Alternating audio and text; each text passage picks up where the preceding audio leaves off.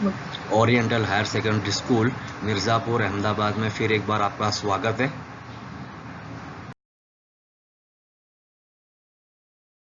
हिंदी में धोरण 9 गद्य 8 गुलमर्ग की खिड़की से एक रात की चर्चा करेंगे। गुलमर्ग की खिड़की से एक रात, इसके लेखक मोहन राकेश जी हैं, जिनका जन्म सन 1925 और निधन ईस्वी सन 1972 में हुआ था। अब मैं आपको बताता चलूं, मोहन राकेश का जन्म जालंधर के पंजाब राज्य में हुआ था। इनके पिता व्यवसाय में वकील थे, परंतु उनकी साहित्य में बहुत रुचि थी। अतः राकेश जी को बचपन से ही घर में पर्याप्त साहित्य वातावरण प्राप्त हुआ। इन्होंने हिंदी तथा संस्कृत में एमए तक शिक्षा प्राप्त की और तत्पश्चात डीएवी कॉलेज जालंधर से हिंदी विभाग के अध्यक्ष के रूप में अध्यापन कार्य किया। कुछ समय तक इन्होंने सारिका कहानी पत्रिका का सफल संपादन भी किया और बाद में स्वतंत्र लेखन करते रहे। कहानी लेखन के साथ साथ उन्होंने उपन्यास और कई नाटकें भी लिखे थे। इनके प्रमुख रचनाओं में इंसान के खंडहर, नए बादल, एक और आदमी आदि कहानी संग्रह तथा अंधेर बंद कमरे, न आने वाला कल प्रसिद्ध उपन्यास है। आषाढ़ का एक दिन, आधे अधूरे तथा लहरों के राजहंस इनके प्रसिद्ध नाटक हैं। मोहन राकेश जी मूलतः एक सफल कहानीकार तथा नाटककार भी है। अब ये जो गद्य लिया गया है, गुलमर्ग की खिड़की से एक रात, वो एक परिवेश से लिया गया है। इस यात्रा में वृत्तांत से लेखक ने गुलमर्ग के प्राकृतिक सौंदर्य का स्वानुभूत विवरण प्रस्तुत किया है। यहाँ यानी बताया गया है कि भाई लेखक ने खुद गुलमर्ग की, जो कश्मीर में आया हुआ एक शहर है, वहाँ की सफ़र करके वहाँ के वातावरण का जो उन्होंने खुद महसूस किया, उसका वर्णन उन्होंने इस गद्य में किया है।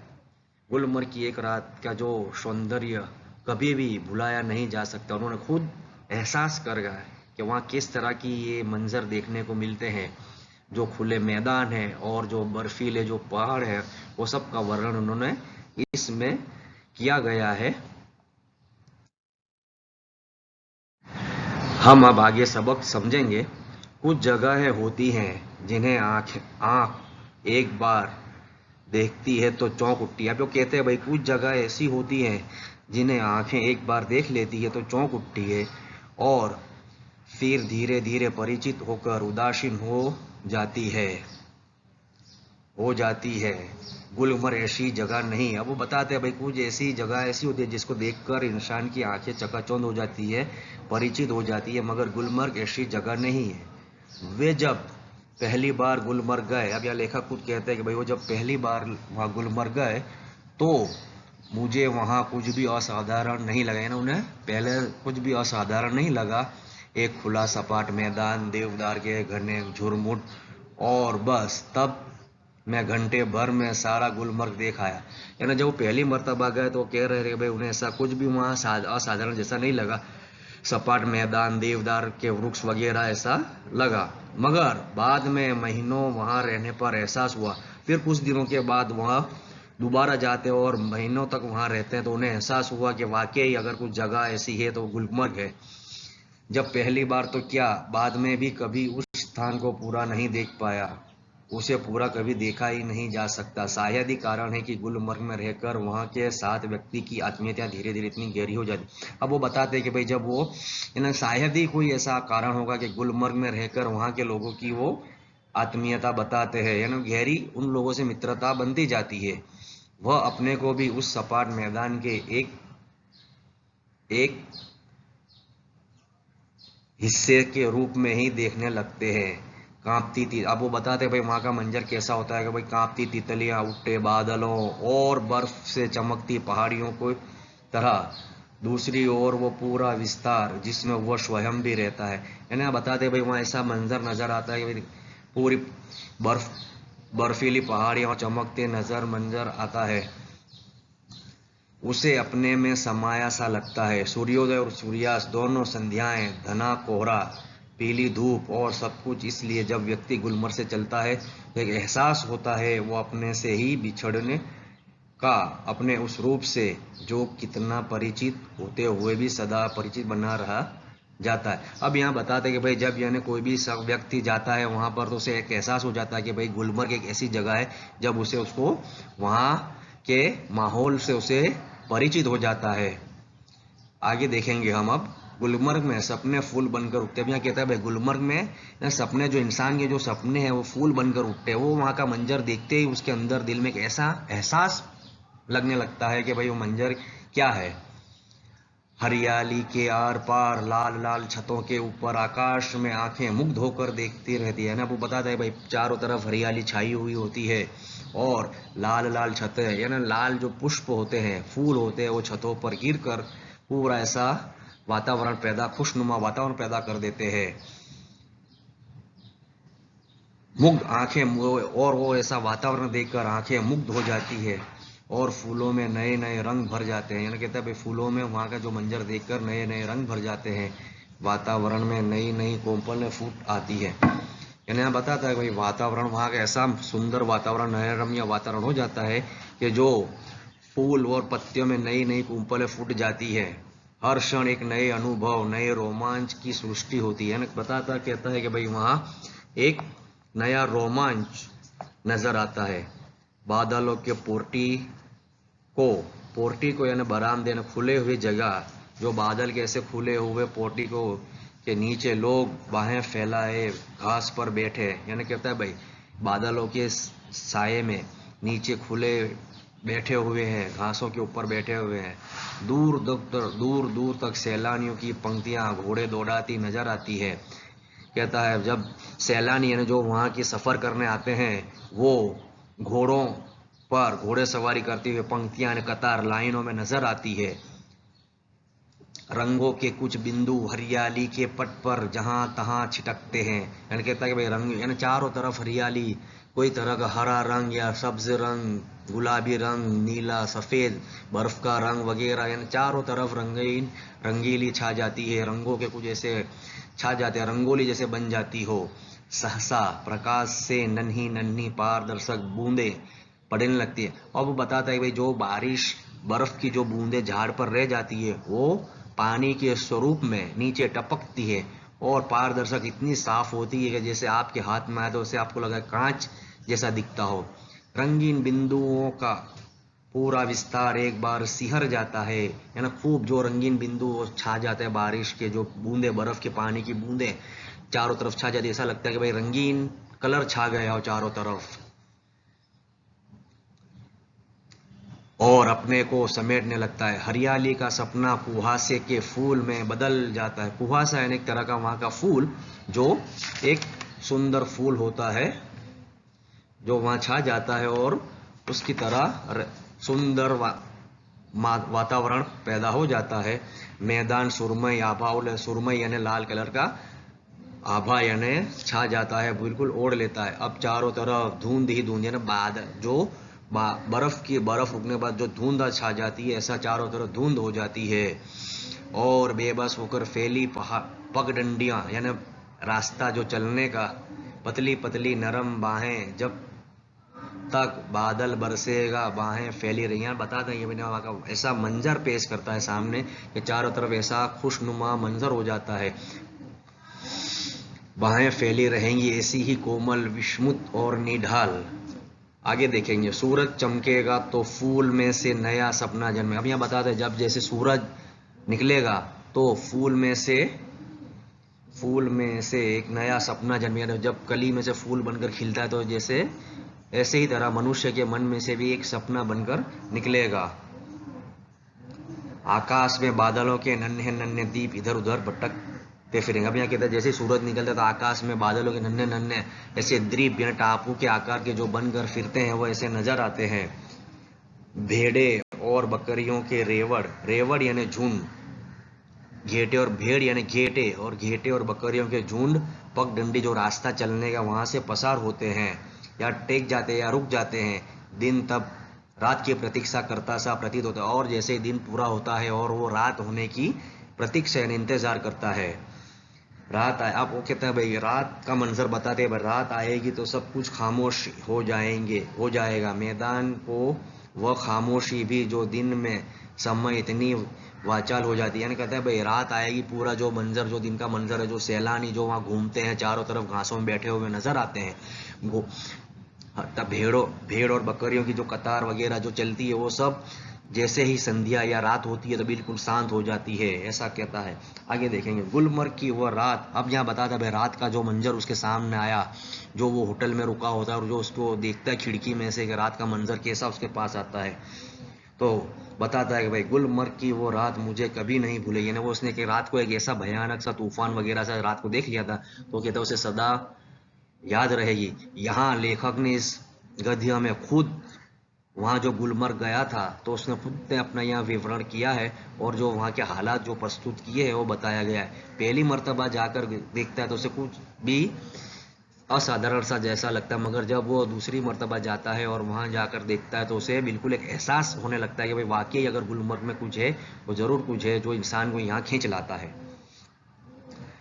अब वो होटल में रुका हुआ था, होटल की खिड़की से अब वो देखता है, होटल की खिड़की में खड़ा था ना, रात हो रही, उसे नींद नहीं आ रही थी, सो नहीं पा रहा था, और वो होटल की खिड़की पास खड़ा होकर देखता है। क्या देखता है, उसे दूर दूर दूर बहुत दूर सामने से एक बरसाती घटा मेरी तरफ बढ़ती है आ रही है। उसके साथ वो ऐसा मंजर देखता है कि भाई एक बारिश की जो घटा यानी काले घने बादल छाए हुए हैं और उसके करीब आ रहे हैं, और ऐसा लगता है कि अभी उस पर गिर पड़ेंगे, जो बरसात के जो उसमें से गिर पड़ेंगे और उसके ऊपर लपेट जाएंगे, उसको भिगो देंगे। बरसती घटा में धीर जाने से बड़ा सुख मैंने बहुत कम जाना है। उसने ये मंजर देखकर उसे बड़ा वो होता है कि उसने बरसात के बादलों, बरसात के पानी से भीगने का जो मंजर उसने कभी महसूस नहीं किया था। यहाँ उसे ऐसा लगता है कि अभी उसके जो बादल है वो उसके ऊपर बरस पड़ेंगे। घटा ऊपर से गिर आए और व्यक्ति को छोटा करके उस पर छा जाए। यानी वो यही कहता है कि भाई यानी जो बादल छाए हुए और व्यक्ति जो खड़ा है उसको भिगोकर चले जाए। वह इससे अलग स्थिति है। इस बार आती हुई घटा का हर संकेत मेरे सामने था और मैं उसके बराबर का होकर अपनी खिड़की में खड़ा उसे बुला रहा था। अब यहाँ वो देखता है कि भाई जो घटा जो सामने आ रही थी तो वो यही सोचता था कि वो उसे बुला रहा था, उसको ऐसा संकेत यानी निशान दे रहा था कि वो उसके करीब आए और वो उसको भिगोकर।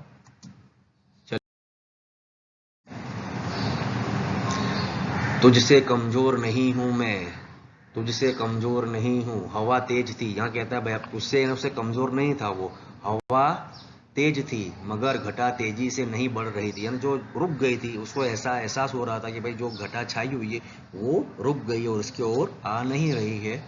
हालांकि तूफान बहुत उठा हुआ था, और वो बताता है कि भाई जो तूफान हुआ था वो बहुत उठा हुआ था। हाँ था, बार बार जोर की गरज होती थी, यानी बार बार बिजली गरजने की आवाज हो रही थी, लेकिन मगर तूफान थमा हुआ था, बरस नहीं रहा था, जिससे धरती और आकाश की शिराएं कांप जाती थी। यानी जो आवाज जो बिजली की आवाजें हो रही थी, धरती यानी जमीन की जो जमीन थी वो उसे कांप जाती थी, इतने जोर की उसकी आवाजें होती थी। बार बार सामने के चित्रपट पर बिजली कांपती थी और प्रकाश का वो भयानक विस्फोट हर चीज को नंगा कर जाता था। यानी वो कहता है भाई जो बिजली हो रही थी उसकी जो कांति हुई लाइट प्रकाश यानी उसका उजाला जो भयानक यानी डरावना था, विस्फोट हो रहा था। भाई ऐसी बिजली इंसान को डरा रहने वाली बिजली डरा रही थी कि ऐसा उसे महसूस हो पाता था। और यानी उसका इतना उसका उजाला था कि हर चीज यानी वो रात को भी ऐसा लगता था कि मानो दिन में सूरज निकल आया हो। मैं खुश था कि थोड़ी देर में ये बूंदे मेरे ऊपर बरसेगी, बिजलियों का यह कहर मेरे ऊपर टूटेगा। वो खुश था इस मंजर को देखकर, क्योंकि वो ये मंजर देखना चाहता था, इसलिए वो कई दिनों से यहाँ पर रुका हुआ था। उसने इस मंजर के बारे में देखा था कि भाई यहाँ ऐसे मंजर नजर आते हैं। अब वो यही सोचता था कि कुछ ही देर में, कुछ ही क्षण में या कुछ पल में उस पर वो जो बारिश की बूंदे थी वो पड़ेगी और वो बिजली बरसेगी और वो उस पर टूटेगी। मगर वो इतना सोचता था कि सोचता ही रह गया, बाहें फैलाकर सामने से उसे अपने ऊपर लेके लिए तैयार था, और वो अपने बाहें लेकर तैयार खड़ा था खिड़की में उसका स्वागत करने के लिए कि ये कहर और ये जो बिजली हो रही है, बारिश है, मुझ पर टूटे। मगर अचानक क्या होता है, वो सोचता ही रह जाता है। मगर हवा रुक गई और यही होता है, वो सोचता कुछ था और हुआ कुछ।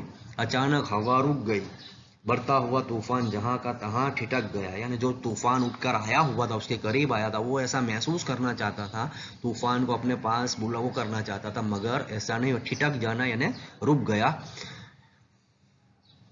और दूर ही पर कटे पक्षी की तरह दम तोड़ने लगा। अब यहाँ एक उसके बाद समझाया गया कि भाई कटे पक्षी की, यानी जो पक्षी होता है भाई, कट जाए, घायल हो जाता है, किसी शिकार पक्षी करता है और वो घायल हो जाता है और वो टूट जाता है और गिर जाता है, तो आगे नहीं बढ़ पाता, अपने पंख फैला नहीं पाता, तो वो वहीं पर ही जहां से उठा था वहीं पर रुक गया, उसकी और आगे आ नहीं सका और वो उस तूफान को महसूस न कर पाया। लेखक बताता है बिजली की सांस रुकने लगी और मेरी भी। वो कहता है भाई उसकी बिजली की सांस थम गई, तूफान धीरा हो गया और लेखक की भी जो थे उनकी भी सांस रुकने लगी कि भाई ये जो मंजर देखने को आया था वो मंजर सामने आया और मैं उसको देख नहीं पाया, क्योंकि हवा के रुक जाने से मुझे भी बहुत ऊंचे आसमान से नीचे आना पड़ा था। अब वो कहता भाई हवा रुक गई तो मुझे भी जो सोच रहा था उससे मुझे भी उस सोच से मुझे नीचे आना पड़ा। तूफान का जोम उतर गया। अब यहाँ बताता है लेखक तूफान का जोम यानी जो उसका जोर था, जोम यानी जो ताकत थी उसकी, जो जिस ताकत से वो उठकर आया था वो ताकत या जोम उसका थम गया और लेखक का भी थम गया, क्योंकि वो इस मंजर को देख नहीं पाया। वो उसका क्या, उसकी सोच यही थी कि वो यही सोचता था कि जो घटा है आई वो उस पर बरसे और वो उस बारिश की उसमें भीगे, मगर ऐसा उसको नहीं हुआ, उसके बराबर का भी कभी ना हो सका, यानी कभी भी वो ऐसा महसूस ना कर सका। वैसे क्षण थे जो जीवन में दो एक बार ही आते हैं। आप ये बताता है भाई ऐसे जो क्षण है, ऐसे जो स्थिति है, ऐसा जो समय है वो जीवन में एक दो बार ही आता है। यही कहता है भाई अगर ये जो उसने महसूस किया वो ऐसे मंजर बार बार उसे नजर नहीं आते। गुलमर्ग में रहते हुए ऐसे क्षण हर किसी के जीवन में किसी न किसी रूप में अवश्य आते होंगे। अब यहाँ कहता है भाई गुलमर्ग में जो रहते हैं उनके जीवन में ऐसी घटनाएं घटती होंगी या उनके रूप में आती होंगी, अवश्य आती होंगी। तभी तो मुद्दत तक वहां रह चुकने पर भी, अब मुद्दत यानी कई समय तक, महीनों तक वो वहां रुक चुकने पर वो आकर्षण व्यक्ति को फिर खींच वहां ले जाता है। यानी बताता है यही कहता है कि भाई गुलमर्ग का एक ऐसा आकर्षण है जो व्यक्ति को खींचकर दोबारा वहां की ओर लाता है। वरना यहाँ क्या, एक खुलासा वही, फिर उसकी वही सोच आ जाती है लेखक की कि भाई यहाँ सवाल उसके मन में पैदा होता है, क्या एक खुला सपाट मैदान, वहां ज्यादा गोल्फ खेली जाती है, व्यक्ति क्यों बार बार यहाँ जाना चाहता है, क्या गोल्फ खेलने के लिए ही? बस यही उसके मन में यही है, यही विचार है। ऐसे क्षण जो घटना देखने को मंजर को मिलती थी वो मंजर उसको मिलने नहीं पाया, बस यही सोच उसके दिमाग में ही रह जाती है कि भाई उसको यहाँ ऐसे जो नज़ारे हैं, ऐसी जो है चीजें वो गुलमर्ग की ओर यहाँ खींच लाती है इंसान को, सपाट मैदान और जो व्यक्ति खेलते हैं। अब आपको होमवर्क में जो इसके सवाल शब्दार्थ वगैरह जो है वो लिखना है। यहाँ पर ये गद्य पूरा होता है। ये जो होमवर्क दिया हुआ है जो भी ये सब आपको इसमें लिखना है, सवाल सब पहले, सबसे पहले आपको शब्दार्थ लिखकर सवाल जवाब लिखना है। आभार, धन्यवाद।